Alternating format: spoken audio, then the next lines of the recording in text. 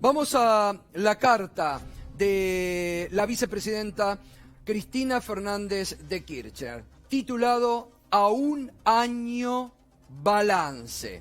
Mañana, 10 de diciembre, vamos a sesionar una vez más en el Senado de la Nación.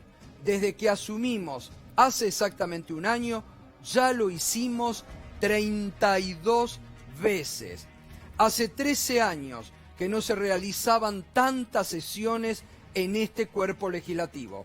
Aprobamos 40 leyes y dimos media sanción a 87 proyectos de ley que fueron remitidos a la Cámara de Diputados, entre ellos todos los proyectos enviados por el Poder Ejecutivo al Senado.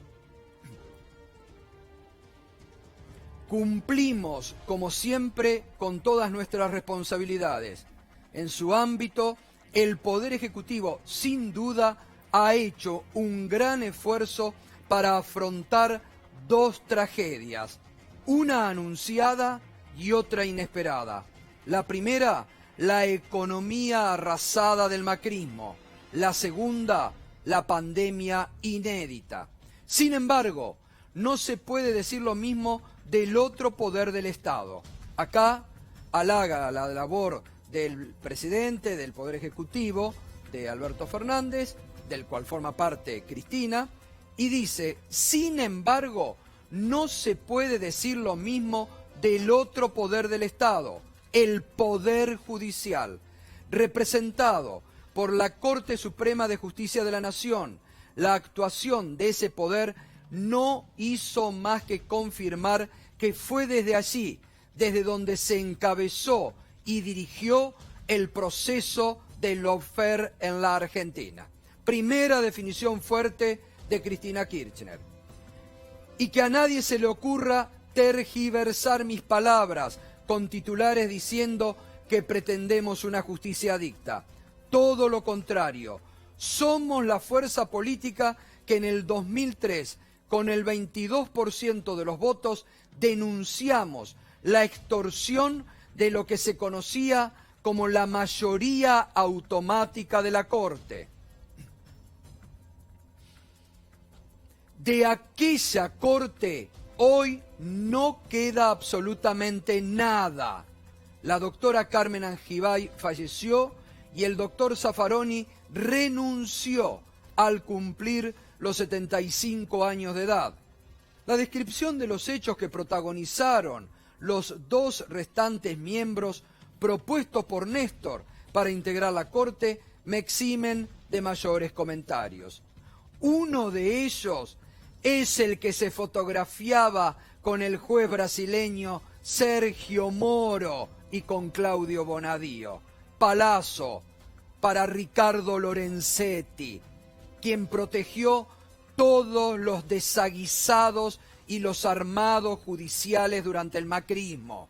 Clarísimo. Ojo, con pedidos de juicio político.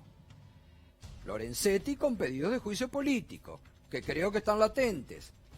Ese mismo integrante de la Corte, el que se fotografiaba con Moro y Bonadío, fue presidente de ese cuerpo hasta el año 2018 y en una reunión de jueces federales de Comodoro Pi les aseguró que todas las instancias superiores les iban a confirmar y convalidar todas las decisiones de primera instancia que dictaran contra los dirigentes y exfuncionarios kirchneristas.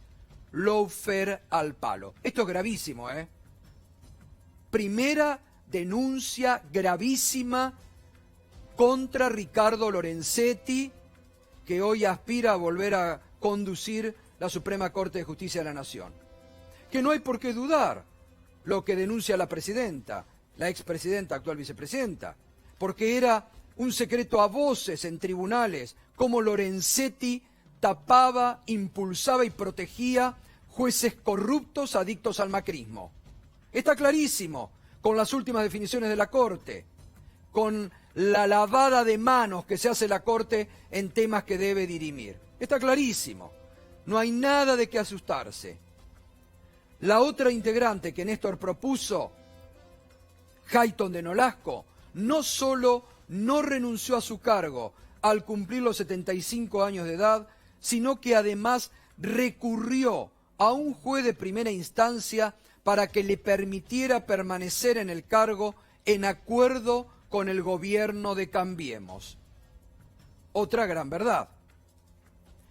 El macrismo en el poder completó la fotografía de la Corte actual cuando a través de un decreto de necesidad y urgencia intentó nombrar a Carlos Rosenkrantz y Horacio Rosati como miembros de la Corte Suprema.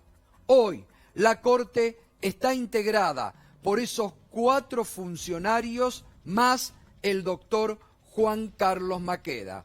Estos 5 funcionarios deciden hoy sobre la vida, sobre el patrimonio y la libertad de las personas que habitan nuestro país.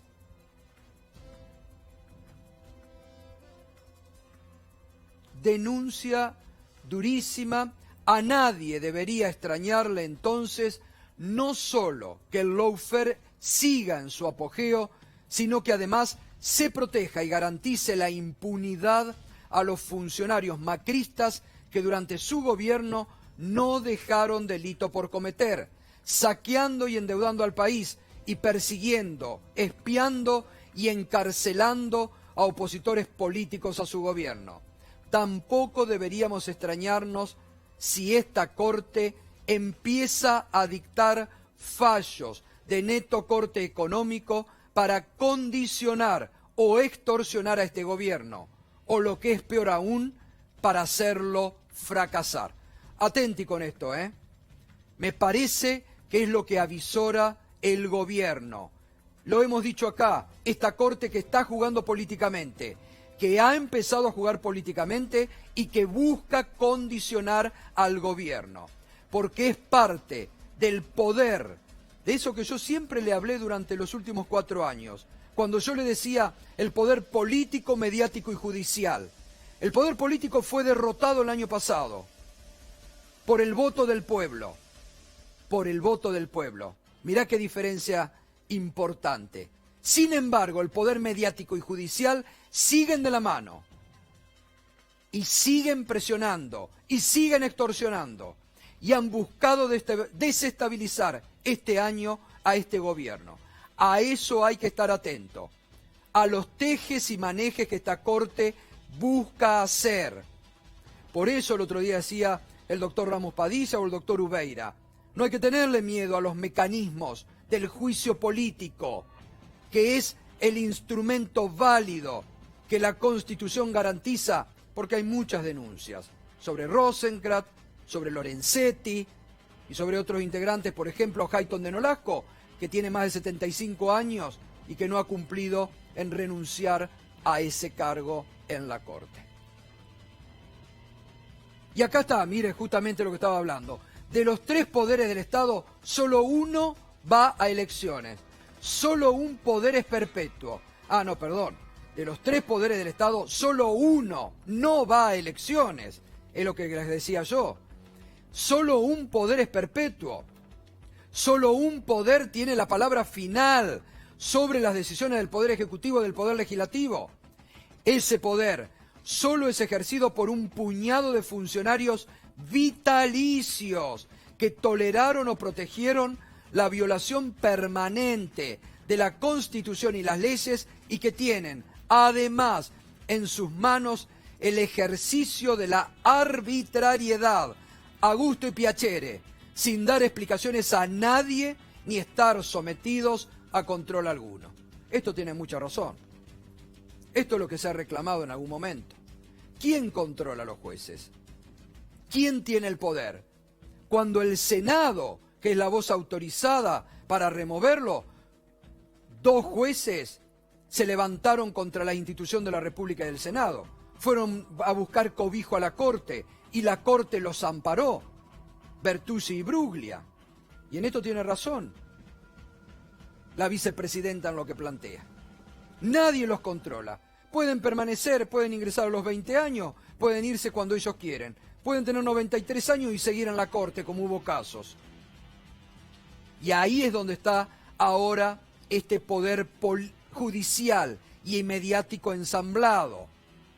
A tal punto que el otro día lo comentábamos, Lorenzetti tuvo que ir a comentarle a editores de diarios de algún portal cómo iba a salir el fallo sobre vudú. ¿Por qué? Porque el poder al que ellos le rinden cuenta es al poder mediático. ¿Se acuerda cuando la Corte había dictaminado algo sobre el juicio a Vialidad? ¿Y qué pasó? Recularon en chancletas, porque el poder mediático los apretó. Jueces de la nación, jueces de la Corte, se dejan asustar por el titular de algún diario. Una vergüenza.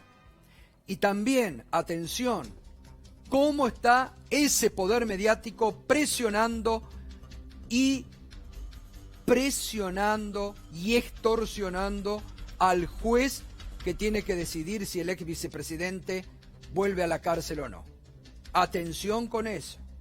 Poder mediático que extorsiona y presiona a la Cámara de Mar del Plata, que tiene que ratificar los procesamientos contra el fiscal procesado Stornelli y el periodista Daniel Santoro. De una vez por todas, tenemos que tener jueces independientes que no le tengan miedo a algún titular de un diario o a los aprietes del poder mediático. Eso es lo que pide la República.